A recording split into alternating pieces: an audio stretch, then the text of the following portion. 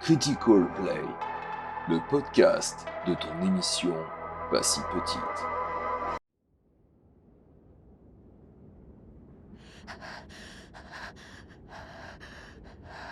Le bras levé, Clotilde attend le coup de grâce. Elle sent une ombre passer derrière le charognard, lui faisant face. Le mort-vivant est au-dessus d'elle. La phénicière sent son souffle, lorsque soudain, un sang noir se répand sur la neige blanche. Le mort-vivant s'affaisse aussitôt, à quelques centimètres de Clotilde, agenouillée, au cœur des montagnes formant la chaîne des Alpes. La nuit est encore présente, ainsi que la lune immaculée et sélénée, roussâtre, imposante et majestueuse. Elle semble vouloir lui transmettre un message, mais elle ne parvient pas à déchiffrer ces signes divins. Après le coup de grâce porté au mort-vivant, la créature bienfaitrice de Clotilde s'approche de la phénicière. Elle le reconnaît tout de suite. « Olshad, je croyais que tu devais te joindre à notre mission plus tôt. Moi aussi, je suis heureux de te retrouver, phénicière, » lui répond-il aussitôt. Clotilde le toise quelques secondes, tout en tenant son abdomen au niveau de sa blessure. Olshad est un humanoïde, dont la tête est celle d'une chouette blanche, un Olsin. Cette race a quasi disparu suite aux croisades noires. Ses yeux ont toujours l'air d'une extrême tristesse, et sa voix est douce et apaisante, et il sait en jouer. Il reprend. « Les Phéniciers t'ont tout expliqué. Tu sais l'importance de ta mission. Bien entendu. Tu penses vraiment que je n'ai posé aucune question ?»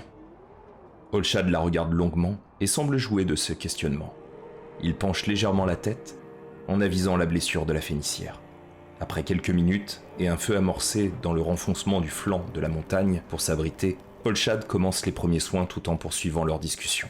Le Haut Conseil phénicier veut que nous cherchions le phénix impérial à Aldébaran. Les enjeux sont importants, tant pour ton ordre que pour le fragment.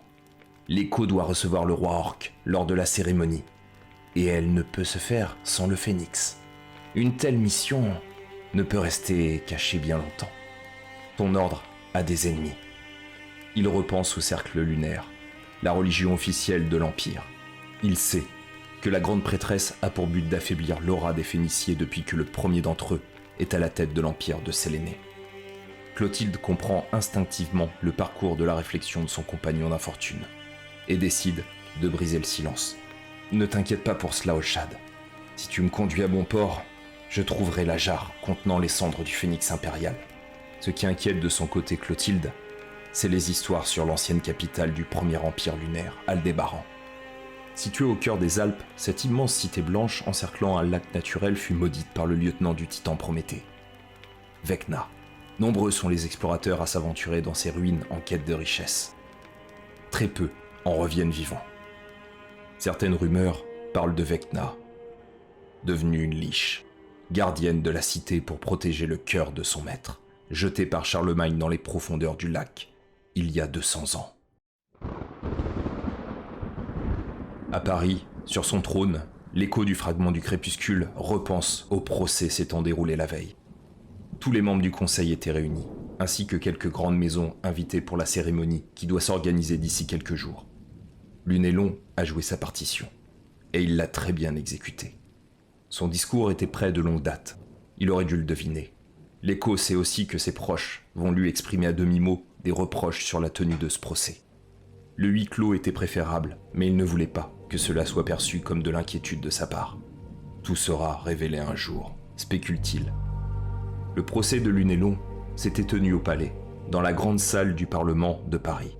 Un grand espace rectangulaire sans vitraux, dont l'unique éclairage est composé de bougies, de centaines de bougies, donnant une chaleur étouffante au lieu. Des rangées de bancs avaient été installées pour l'occasion. Un grand nombre de personnalités voulaient voir, de leurs yeux, ce procès hors norme. Le chef des Prométhéens témoignait d'une détermination sans borne lorsqu'il commença son monologue. « Je suis enfin devant vous. Dans ces moments de doute, dans ces périodes de tristesse qui assaillent les miens, j'ai souvent espéré ce moment. Je puis dire que je ne vous porte pas en mon cœur, tout comme, j'en témoignerai, vous ne portez pas les miens dans le vôtre. Oui, je suis votre prisonnier. Mais je ne suis pas prisonnier depuis quelques jours. Je le suis depuis toutes ces années, où nous sommes persécutés sur vos terres, ne cherchant plus à vivre, mais à survivre.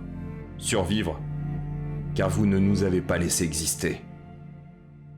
Survivre, car des enfants mourraient près de vous, sans qu'aucune autorité ne nous permette de satisfaire nos besoins essentiels. Vous nous appelez Prométhéens. En réalité, nous ne sommes que des noyés dans cet océan de mensonges, d'oubli et de souffrance. Vous avez la mémoire courte, me semble-t-il. Ô Empire, j'étais là lorsqu'il y a 5 ans, je combattis à vos côtés contre les orques du roi Mamnor. Vous accueillez aujourd'hui le roi orc.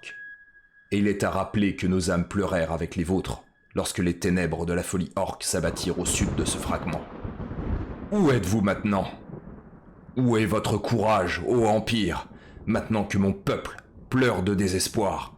Où est votre serment lunaire, maintenant que des femmes, des filles et des fils de Prométhéens crèvent devant vous ? Ô Empire, où êtes-vous, mon frère ? Vous qui combattîtes à mes côtés, épaule contre épaule, bouclier contre bouclier, ceux qui cherchaient à l'époque à assouvir leur soif de sang et que nous repoussâmes vaillamment. Je ne suis pas le monstre que vous imaginez. Ma foi n'est pas le monstre que vous imaginez. Regardez-vous en face et vous trouverez l'obscurité que vous redoutez. Alors oui, à présent vous me jugez. C'est si facile. J'accepte ce jugement, si vous me permettez de vous juger vous-même. Je suis là. Soyez prêts, à présent, à ce que la vérité éclate, des deux côtés. Je vous annonce une chose, ô Empire. Le mythe de Séléné n'est qu'une mascarade. L'an 1000 approche et avec lui la grande révélation. Simulacre, ce mot vous fait peur, car vous savez ce qu'il reflète pour vous. Vous savez, au fond de vous, qu'un empire qui reste replié sur lui-même est un empire qui stagne. C'est un empire sur le point de s'écrouler. C'est un empire sur le point de s'écrouler. Cette phrase sonne comme un couperet dans les oreilles de l'écho. À présent sur son trône, accueillant le duc de Champagne, Foulques, il ne peut s'empêcher de repenser aux mots de son ancien compagnon d'armes. Foulques est un homme d'une 50aine d'années, brun, avec une belle barbe légèrement grisonnante, il a le regard doux, des yeux verts profonds. Le duc est un homme influent par la foi ramenant les marchandises des 4 coins de l'Empire. Son pourpoint gris, parcouru de fils d'argent et représentant en de multiples arabesques des fleurs, lui donne un air de grand seigneur sûr de lui. Il ne peut que l'être, puisque c'est sur ces terres que s'est développée la guilde céleste des marchands, plus connue sous le diminutif de la guilde. La guilde contrôle la majeure partie des transactions marchandes en raison de ses machines volantes impressionnantes et par le prêt qu'elle fournit, y compris à ce fragment. Le regard de l'écho se tourne vers son sujet. Il n'apprécie que peu cet homme, dont la guilde se croit au-dessus des règles, au-dessus de tout, au-dessus de lui. L'écho lui fait un signe pour amorcer la discussion. « Ô Empire, je suis venu jusqu'à vous pour être honoré de votre présence et des festivités à venir. La cérémonie... Venez-en en fait, duc !» le coupe sèchement l'écho de Charlemagne. « Bien, comme vous devez le savoir, la guilde a assisté au procès. Les tensions au sein du fragment se répercutent sur le commerce et un empire fragilisé est un empire qui prospère difficilement. Êtes-vous en train de critiquer l'empire, duc ? Aucunement, ô empire. Je ne fais qu'énoncer des faits, pour que vous puissiez juger avec l'ensemble des données présentes. Lunelon doit mourir. Les Prométhéens se renforcent, divulgue le duc de Champagne à son empereur. Ils se renforcent, car nous les persécutons jour après jour. Voudriez-vous d'un martyr ? Je n'en veux pas, prononce l'écho avec un regard déterminé. Ces paroles, il les a déjà entendues. Du cercle lunaire et de la grande prêtresse. Les fanatiques, il les connaît et il les supporte depuis trop longtemps. La mémoire commune de Charlemagne et des échos passés ressurgissent invariablement lorsqu'il se remémore la violence exercée depuis 200 ans sur les Prométhéens. À l'extérieur, il semble que l'orage et la pluie ne veuillent pas quitter la capitale. C'est comme si un sort avait été jeté sur le fragment du crépuscule, ou sur l'écho lui-même. Les gouttes d'eau se jettent sur les vitraux représentant les grandes heures de l'Empire lunaire, ainsi que les prestigieuses victoires de Séléné. L'écho veut en avoir le cœur net, et manifeste ses inquiétudes. Qui vous a demandé de venir m'en parler, Foulques ? Sans vous mentir, votre épouse. Et la suite, au prochain épisode. Merci pour votre écoute. N'hésitez pas à mettre un petit pouce bleu si votre épisode vous a plu. et puis à vous abonner si ce n'est pas déjà fait. En tout cas, je vous dis à bientôt pour la suite des podcasts sur l'Empire lunaire, un univers pour Donjons et Dragons, 5e édition. À bientôt!